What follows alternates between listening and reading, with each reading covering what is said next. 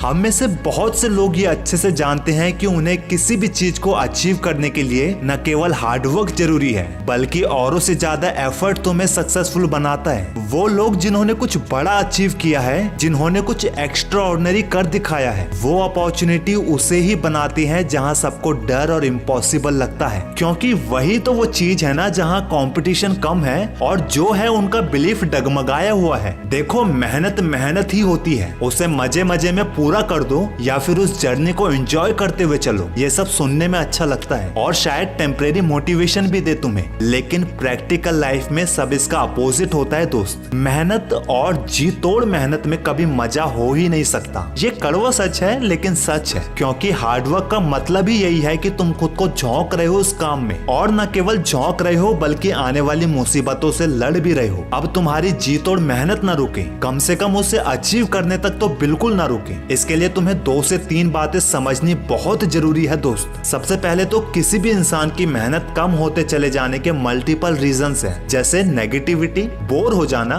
Motivation की कमी, etcetera etcetera. लेकिन point number 1, focus on the process. अगर सारा ध्यान प्रोसेस पर रहेगा ना तो यकीन मानो रिजल्ट का डर तुम्हें कभी होगा ही नहीं। लोग टूट जाते हैं, उसका कारण ही यही है कि जब ध्यान प्रोसेस पर होना चाहिए था तब उनका सारा ध्यान रिजल्ट पर होता है, और जब रिजल्ट की बारी आती है तब पछताते हैं कि काश उस समय ये कर लिया होता, वो कर लिया होता। फिर उनका फोकस रिजल्ट को एक्सेप्ट करने पर ना होकर उस प्रोसेस पर जाता रहता है जहां उन्होंने पहले फोकस नहीं किया। पॉइंट नंबर 2 है बिलीफ ऑन योरसेल्फ। इस पॉइंट को समझने के लिए मैं तुम्हें एक छोटी सी मजेदार स्टोरी सुनाता हूँ। एक बार एक बंदे ने बुक लिखने की सोची, लेकिन वो जानते थे कि 300 पेज की बुक लिखना बहुत सारा हार्डवर्क मांगेगी। इसमें सिर्फ उसकी इमेजिनेशन और अच्छी स्टोरी ही काम नहीं आएगी, बल्कि डेली उस स्टोरी को लिखने के लिए सोचते रहना और लिखना भी पड़ेगा। फिर उन्होंने एक सॉल्यूशन निकाला और फैसला लिया कि डेली वो 3 घंटे उस बुक को लिखने बैठेंगे। उस 3 घंटे में जो भी उनके दिमाग में आएगा वो सीधा उसे लिख देंगे। और जब उसने अपना ये डेली का प्रोसेस स्टार्ट किया ना,